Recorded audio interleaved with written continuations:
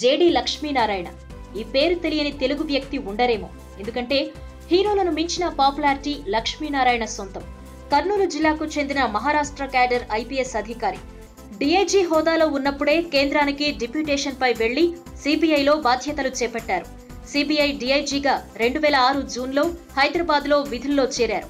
లక్ష్మీనారాయణ హైదరాబాద్లో ఉన్నంత వరకు ఎన్నో సంచలనాలకు కేరాఫ్గా మారింది సిబిఐ హైదరాబాద్ విభాగం. ఏప్రిల్ 3, 1965లో కర్నూలు జిల్లా శ్రీశైలంలో జన్మించారు లక్ష్మీనారాయణ. వరంగల్లో రీజనల్ ఇంజనీరింగ్ కాలేజ్లో బీటెక్, ఇండియన్ ఇన్స్టిట్యూట్ ఆఫ్ టెక్నాలజీలో ఎంటెక్ పూర్తి చేశారు. తర్వాత సివిల్ సర్వీస్ పరీక్ష ఉత్తీర్ణులై మహారాష్ట్ర క్యాడర్ ఐపీఎస్ అధికారిగా చేరారు. నాందేడ్లో ఎస్పీగా, మహారాష్ట్రలో యాంటీ టెర్రరిస్ట్ స్క్వాడ్ గా విధులు నిర్వహించారు. 2006లో హైదరాబాద్లో deputy inspector general of police గా బాధ్యతలు నిర్వహించి ఆ ఏడాదికి ఇండియన్ పోలీస్ మెడల్ పొందారు. మళ్లీ 2017 జనవరి 26న లక్ష్మీనారాయణ విశిష్ట సేవలకు గాను ప్రెసిడెంట్స్ పోలీస్ మెడల్ అందుకున్నారు. మొదట్లో లక్ష్మీనారాయణ గురించి ఎవరికీ పెద్దగా తెలీదు. ఆయన వచ్చిన కొత్తలో తొలుత ఫోక్స్ వ్యాగన్ కేసు నమోదైంది.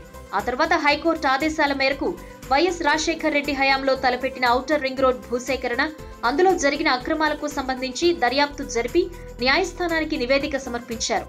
ఇది సద్దుమణిగేలోపే సత్యం కంప్యూటర్స్ కుంభకోణం కేసు సిబిఐకి బదిలీ అయింది. 7,000 కోట్ల కుంభకోణానికి సంబంధించిన ఈ కేసుపై సమర్థంగా దర్యాప్తు జరిపిన లక్ష్మీనారాయణ పేరు దేశవ్యాప్తంగా మారుమోగింది. ఈ కేసు కొలిక్కొచ్చేలోగా Obulapuram mining company case, Jagan అక్రమాస్తుల కేసు, ఎంఆర్ ప్రాపర్టీస్ కేసులు నమోదయ్యాయి. ఇవన్నీ ప్రజాప్రతినిధులు తమ అధికారాన్ని అడ్డం పెట్టుకుని భారీగా అక్రమాలకు పాల్పడ్డ కుంభకోణాలే. ఓఎంసీ కేసు దర్యాప్తులో భాగంగా Karnataka MP Gali Janardhan Reddy, OMC MD శ్రీనివాసరెడ్డిలను అరెస్ట్ చేయడంతో లక్ష్మీనారాయణ హీరో అయిపోయారు. అది మొదలు ఓఎంసీ కేసులో వరుసగా అరెస్టులు జరిగాయి. సీనియర్ ఐఏఎస్ అధికారి శ్రీలక్ష్మి, ఎంఆర్ ప్రాపర్టీస్ కేసులో పారిశ్రామికవేత్త కోనేరు ప్రసాద్, సీనియర్ ఐఏఎస్ అధికారి బీపీ ఆచార్యులను అరెస్ట్ చేశారు. ఇదే సమయంలో జగన్ అక్రమాస్తుల కేసు దర్యాప్తులో భాగంగా మరో ప్రముఖ పారిశ్రామికవేత్త నిమ్మగడ్డ ప్రసాద్, అప్పటి మంత్రి మోపిదేవి వెంకటరమణతో పాటు కడప ఎంపీ జగన్ను కూడా కటకటాల వెనక్కు నెట్టారు. ఈ అరెస్టులు దేశవ్యాప్తంగా సంచలనం సృష్టించాయి. జగన్ అక్రమాస్తుల కేసు విషయంలోనే హోంమంత్రి సబితా ఇంద్రారెడ్డి, రోడ్ల భవనాల శాఖ మంత్రి ధర్మాన ప్రసాదరావు తమ పదవులు పోగొట్టుకున్నారు. మరో 2-3 మంత్రుల తలలపై ఇప్పటికీ కత్తి వేలాడుతోంది. ఈ కేసుల దర్యాప్తు జరుగుతూ ఉండగానే ఓఎంసీ కేసులో అరెస్టైన గాలి జనార్దన్ రెడ్డికి అక్రమ పద్ధతుల్లో బెయిల్ ఇప్పించేందుకు జరుగుతున్న ప్రయత్నాలపైన సిబిఐ కన్నేసింది. న్యాయమూర్తులకు పెద్ద ఎత్తున డబ్బు ముట్టచెప్పి బెయిల్ ఇప్పించేందుకు ప్రయత్నాలు జరిగాయి. సిబిఐ ఇచ్చిన సమాచారంతో రాష్ట్ర ఏసీబీ అధికారులు 2 జడ్జిలను, ఒక మాజీ న్యాయమూర్తిని అరెస్ట్ చేశారు. ఇది కూడా దేశవ్యాప్తంగా దుమ్ము లేపింది. కర్ణాటకలో రాజకీయంగా దుమారం రేపిన గనుల కుంభకోణానికి సంబంధించి ఆ రాష్ట్ర మాజీ ముఖ్యమంత్రి యడ్యూరప్పపై నమోదైన కేసు దర్యాప్తు కూడా లక్ష్మీనారాయణే పర్యవేక్షించారు.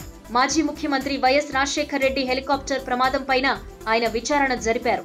మావోయిస్ట్ పార్టీ కేంద్ర కమిటీ సభ్యుడు Cherukuri Raj Kumar alias Azad encounter case దర్యాప్తు జరిపింది కూడా ఈయనే. వీటితో పాటు దేశవ్యాప్తంగా సంచలనం సృష్టించిన సోహ్రాబుద్దీన్, ఇష్రాత్ జహాన్ల ఎన్కౌంటర్ల కేసు దర్యాప్తు పర్యవేక్షణ బాధ్యత కూడా లక్ష్మీనారాయణకు అప్పగించారు. రాజకీయంగా వివాదాస్పదమైన ఈ కేసులను కూడా లక్ష్మీనారాయణకు అప్పగించడం ఆయనపై ఉన్న నమ్మకానికి నిదర్శనం. డిప్యూటేషన్ పై 7 ఏళ్ల పాటు సొంత రాష్ట్రంలో సేవలందించిన లక్ష్మీనారాయణ మహారాష్ట్ర వెళ్లిపోయారు. అయితే ఇప్పుడు ఆయన స్వచ్ఛంద పదవీ విరమణకు నిర్ణయం తీసుకోవటం వల్ల మళ్లీ హాట్ టాపిక్ అయ్యారు. 2019 ఎన్నికల్లో ఏదో ఒక పార్టీ తరపున పోటీ చేస్తారని కొందరు, సొంత పార్టీ పెడతారని ఇంకొందరు ప్రచారం చేస్తున్నారు. అయితే లక్ష్మీనారాయణ స్వచ్ఛంద పదవీ విరమణ వెనుక రాజకీయాలు కారణం కాదని, ఓ స్కూల్ ప్రారంభించి నేటి తరాన్ని తీర్చిదిద్దాలి అన్నదే ఆయన ఆకాంక్ష అని కూడా అంటున్నారు. ఏదేమైనా ప్రస్తుతానికి లక్ష్మీనారాయణ స్వచ్ఛంద పదవీ విరమణ దరఖాస్తు మాత్రం సంచలనం రేపుతోంది.